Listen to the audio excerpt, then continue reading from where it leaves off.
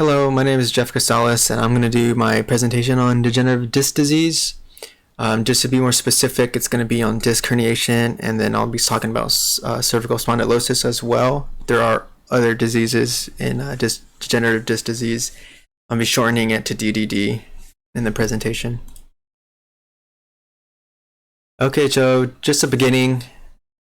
There are several factors that can lead to DDD, which I'll be talking about. Also, there's a lot of imaging modalities that can help diagnose, which is CT, X-ray, MRI, and fluoroscopy, which I'll be talking about as well. Good thing about DDD is that it's not abnormal, so there's always research going on, and there's pretty good research too regarding it. DDD consists of cervical spondylosis, disc herniation, vertebral stenosis, and compression. Mostly I'm going to be talking about cervical spondylosis and disc herniation just because a lot of the research I found specifically targeted these two diseases regarding DDD. Just a synopsis of the project is I'm going to be discussing the analysis of pathology and physiology, which will be the next slide, the prognosis, modalities to help diagnose, future research, and then the epidemiology of DDD. So first, herniated disc propulsas, it's usually caused by trauma, and it's from weak back muscles.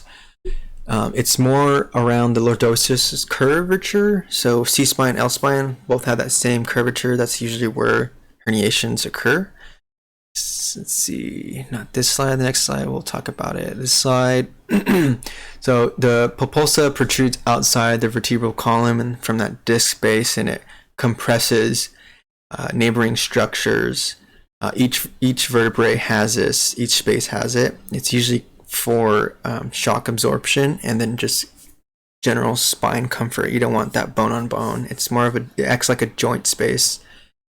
But it can be extremely painful if it starts to herniate. I'll explain it better with this. Pictures, visuals are a little bit better to understand. This is a normal disc propulsa with the vertebrae. It's a cross-sectional image. This is a spinal cord spinous process. You have the spinal cord right here, and then the nerve roots extending outward. And then this is your disc. And then this is the disc herniation.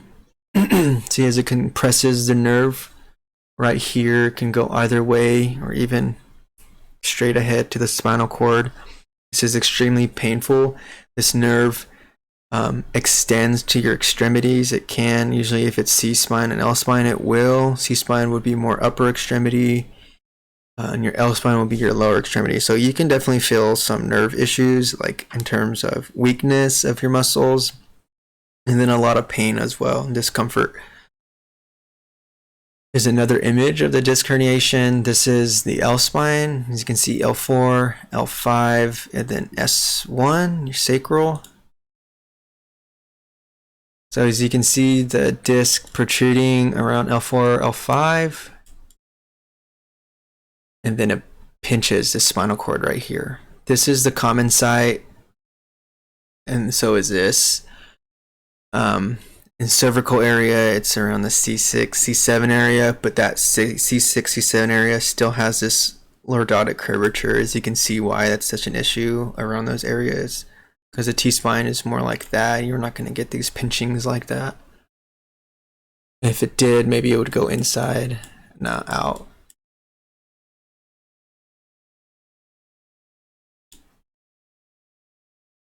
Some modalities that help diagnose CDD is X-ray plain film, CT scanning, which is a superior bone imaging, and then MRI, which is superior for tissue imaging, and myelography, which is a fluoroscopy in it. So X-ray, I just want to talk about the C-spine and L-spine views. C-spine more for cervical spondylosis, L-spine more for the lumbar herniations. C-spine also for herniations, but I want to specifically target spondylosis for the C-spine.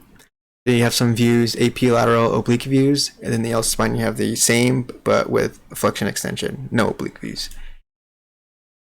So why the oblique views? Because it visualizes their intervertebral foramina, and that's usually when their bone spurs tend to form. You see that really well on the obliques, and then you can see the bone spurs really well on those images.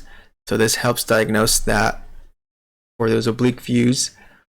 And then for the L-spine, the disc herniation, since it's really talking about the compression and the protruding of the disc, the flexion extension really helps visualize those disc spaces, which is why it's so prominent in the disc herniation imaging orders for the L-spine.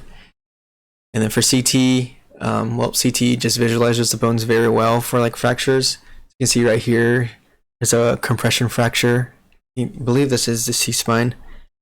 Very well visualized, and it could be significant to a pulposus for the compression. For MRI, really good for tissue visualization, just in case you want to see words pinching, which you probably would as a physician.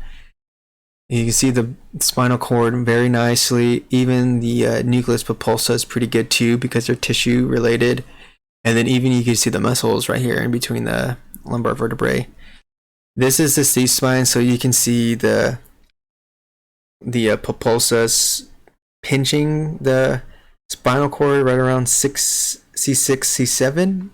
I guess a little bit C5, C6. Not so much here, doesn't look like, but very dramatic in this area. But you can see it really well with just the MRI. I'll show you why. So it's a CT, so myelography, you know, CT doesn't visualize the spinal cord too well. But with the help of myelography, you're injecting the patient with contrast, and you can see the contrast bright white, and it shows the spinal cord pretty well. And then with that, you can see that.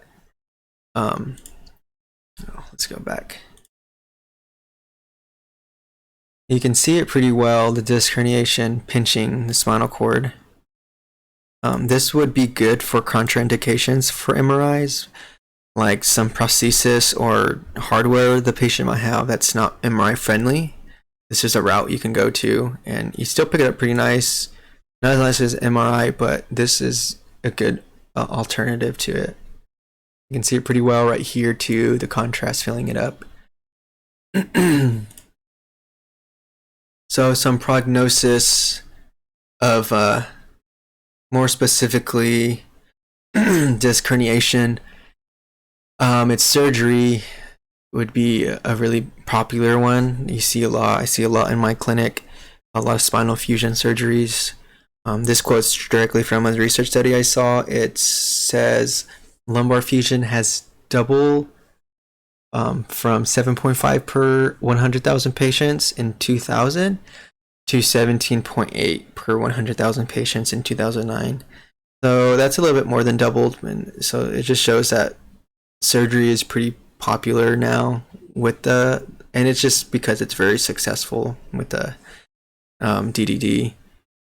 Also in that study, it stated that patients were 4 times more likely to be satisfied and had a 34% greater relief on lower back pain opposed to non-operative methods. And it didn't really specify the non-operative methods. It's just if it wasn't surgery, it was categorized as non-operative. And I just want to clarify that it's only true for the late stages of DDD. It's as if physical therapy is no longer an option. I say this because in my next slide, it actually says physical therapy is really helpful. But I want to see this picture. This is a spinal fusion. This is the of the L spine 2-level and the 3-level. As you can see, there's rods right in the vertebrae, and this helps decompress this area right here. This helps keep it leveled. Okay, so physical therapy, another research study I read, a quote from it says 95% of patients recover within 3 months without surgical intervention. So this is obviously the go-to before any type of surgery. Surgery should be a last resort. So what it basically does, it's like exercise, obviously, and it helps strengthen the muscle.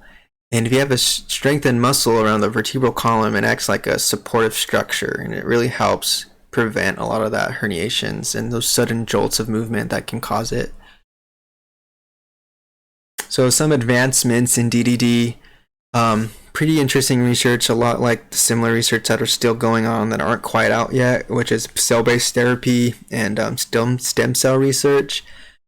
It's pretty much just, I guess, amping up the cells you have already, so it strengthens and revitalizes cells that can cause certain diseases, in this case DDD.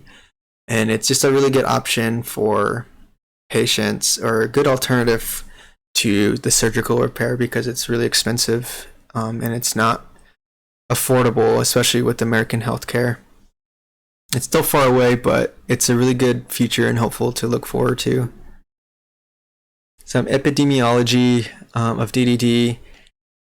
It says that genetic inheritance. I wanted to put in this quote from the article just because I didn't know it was a genetic thing, but this kind of helps solidify that fact. It was done on a study of twins. It says it accounts for 50 to 70% of variability in disc degeneration between the twins. I guess that's how they got into that point.